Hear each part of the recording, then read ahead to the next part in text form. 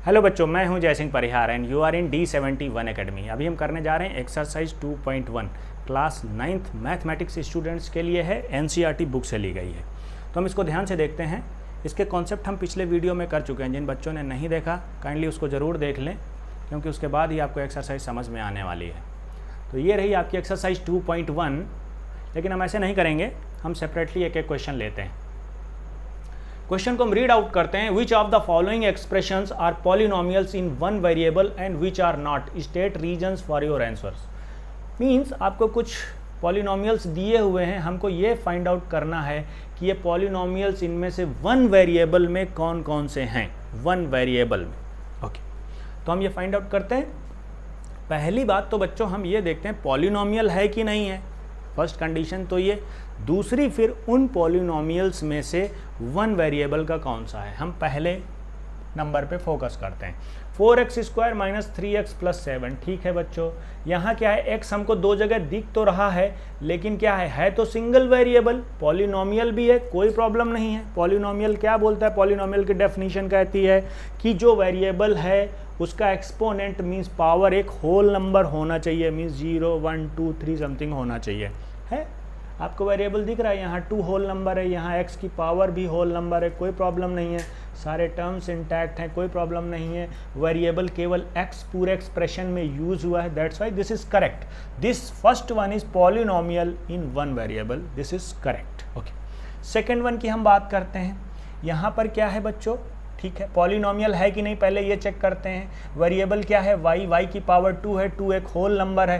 Constant कुछ भी हो, डजेंट मैटर, कोई फ़र्क नहीं पड़ता बच्चों। तो हम कह सकते हैं कि ये एक पॉलिनोमियल है, वन वेरिएबल, केवल वेरिएबल y यूज़ हुआ है। सो ये भी क्या हुआ, करेक्ट है। जैसे क्वेश्चन में बोला जा रहा है कि पॉलिनोमियल इन वन वेरिएबल, पॉलिनोमियल भी है और वन वेरिएबल मीन्स y का यूज़ हुआ है, करेक्ट है, कोई प्रॉब्लम नहीं है। अभी हम इसकी बात करते हैं बच्चों, 3√t + t√2।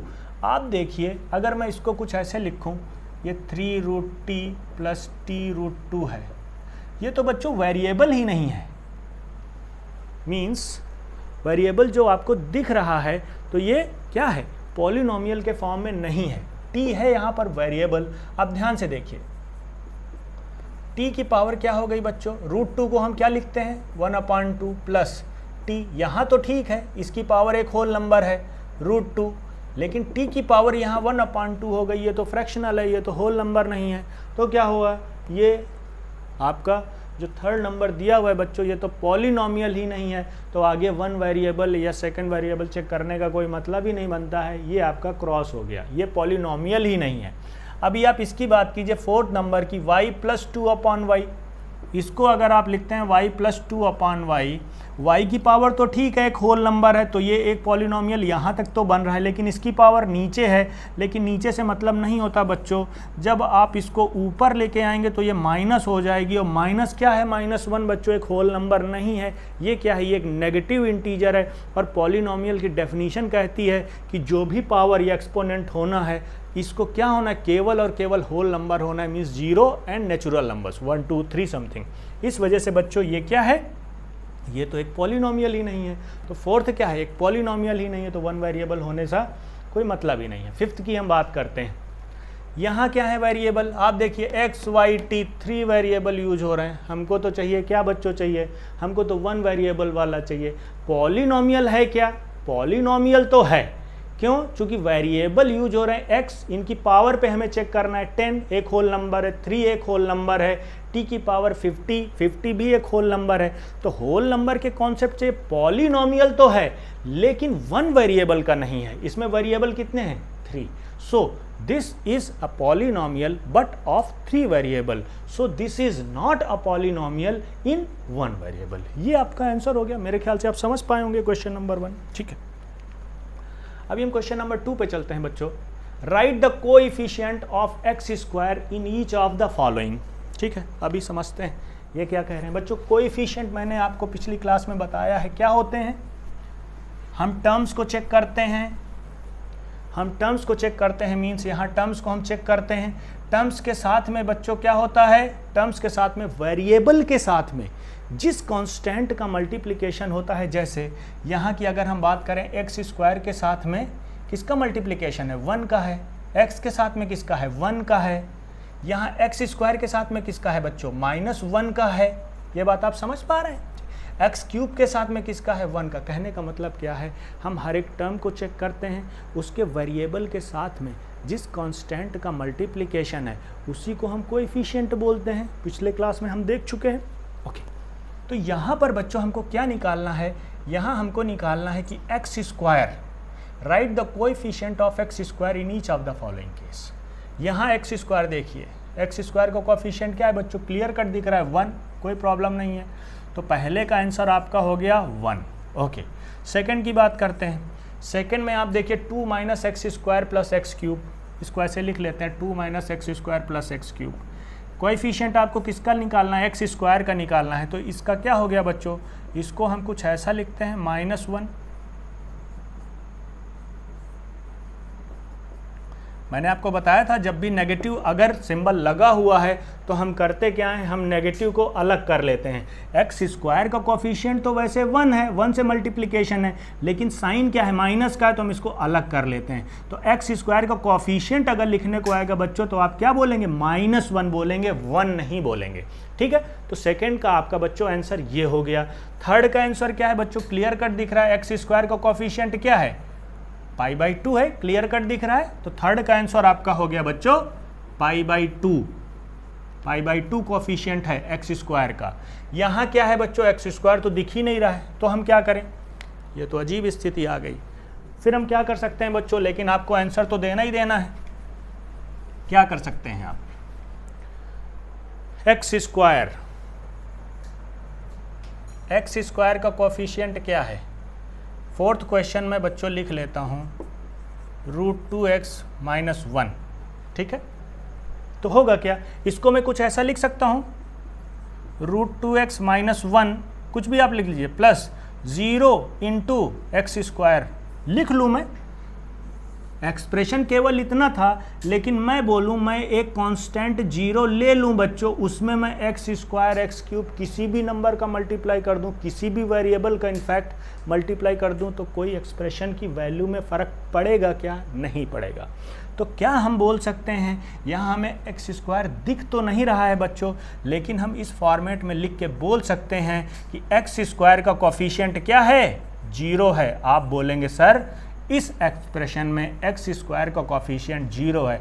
आपसे पूछ लिया जाए इस एक्सप्रेशन में एक्स क्यूब का कोएफिशिएंट कितना है, सेम वे आप क्या करेंगे, एक्स क्यूब उसका भी कोएफिशिएंट 0 है। मेरे ख्याल से आप समझ पाए होंगे, ट्रिकी क्वेश्चन था बच्चों। अभी हम करने जा रहे हैं क्वेश्चन नंबर 3, एक्सरसाइज 2.1 का है। इसको हम देखते हैं क्या बोल रहे हैं। Give 1 example of each of the binomial of degree 35 end of a monomial of degree 100। Binomial बच्चों क्या होते हैं, एक्सप्रेशन मैंने आपको बताया था। बाइनोमियल का मतलब होता है, बाइनोमियल अभी हमने लास्ट क्लास में देखा था, मीन्स 2 टर्म्स। उस एक्सप्रेशन में 2 टर्म्स होते हैं। एंड मोनोमियल क्या होता है बच्चों, उसमें सिंगल टर्म होता है। इतनी बात आप समझे।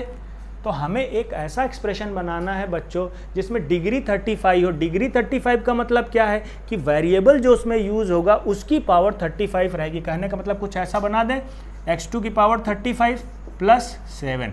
2 टर्म हो गए बच्चों, एक वेरिएबल हो गया। वेरिएबल की पावर आपको 35 रखनी है, कंडीशन है। आप चाहें तो इसमें कोई कांस्टेंट का भी मल्टीप्लिकेशन कर दीजिए, 7x की पावर 35 + n। आप चाहें तो 12 n की पावर 35 आपको बच्चों ये जरूर प्लेस करना है, +6 ये हो गया। कुछ भी आप लिख दीजिए, डजेंट मैटर। ये वेरिएबल जो है इसकी पावर बस आपको बच्चों 35 रखनी है। साथ ही साथ 2 टर्म जरूर होनी चाहिए। क्यों, बाइनोमियल की बच्चों कंडीशन ये होती है 2 टर्म जरूर दिखने चाहिए। एक ये टर्म हो गया, एक ये हो गया, एक ये हो गया, एक ये हो गया। आप ऐसे कितने भी बाइनोमियल्स बना सकते हैं इस कंडीशन के बेस पे, कोई प्रॉब्लम नहीं होनी चाहिए आपको। ठीक, अगला देखते हैं। अगला बच्चों ये बोल रहे हैं एक मोनोमियल बनाना है ऑफ डिग्री 100। ये लो, x2 की पावर 100, वेरिएबल की पावर 100 करनी है। एंड मोनोमियल की कंडीशन क्या होती है बच्चों, टर्म एक्सप्रेशन में एक ही होना चाहिए। आप चाहें तो इसमें कांस्टेंट का मल्टीप्लाई कर दीजिए, मीन्स 5x2 की पावर 100 नो प्रॉब्लम, √3n2 की पावर 100, मीन्स वेरिएबल यहाँ हमने n लिया बच्चों, लेकिन पावर मैंने 100 रखी।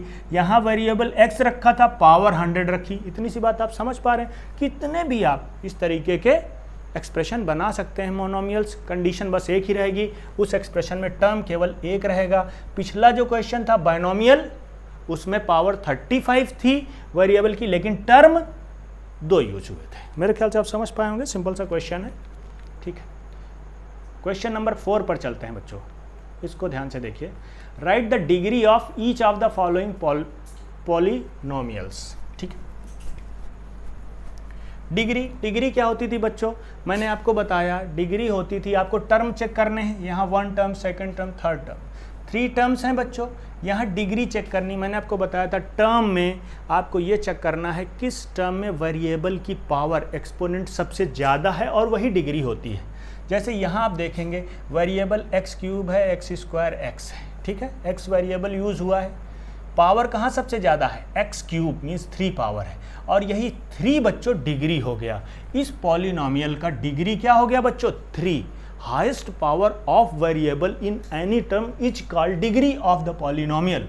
तो यहाँ डिग्री क्या हो गया, 3 हो गया बच्चों। यहाँ ध्यान दीजिए, इस क्वेश्चन में डिग्री क्या है, वेरिएबल क्या है y, टर्म क्या है 4 and y², highest power variable की क्या है बच्चों 2, तो डिग्री क्या हो गई 2। ओके, यहाँ देखिए 5t माइनस √7, यहाँ वेरिएबल क्या है t, टर्म्स यूज हुए हैं 2, t की पावर क्या है 1, अगर 1 है तो हाईएस्ट डिग्री क्या हो गई बच्चों 1। मेरे ख्याल से आप समझ पा रहे होंगे।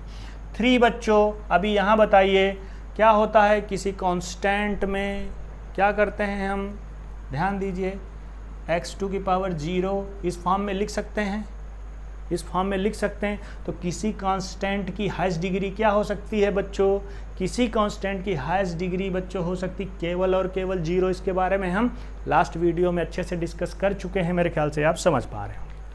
ठीक है, 5th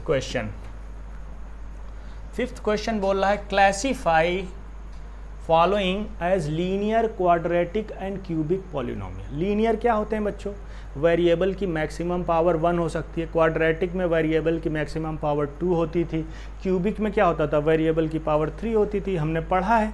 तो आप देखिए ये कैसा है बच्चों, हाईएस्ट पावर क्या है, इस टर्म में तो 1 है, इसमें 2 है, हम मैक्सिमम पावर देखते हैं वेरिएबल की क्या है।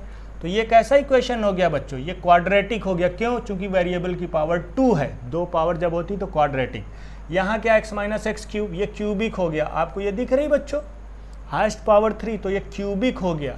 ये कैसा हो गया, y + y² + 4, highest power variable y है, यहाँ वेरिएबल हाईएस्ट पावर 2 दिख रही है। तो ये कैसा हो गया बच्चों, इक्वेशन क्वाड्रेटिक हो गया। 4th क्या हो गया बच्चों, 1 + x, x की पावर कितनी है 1।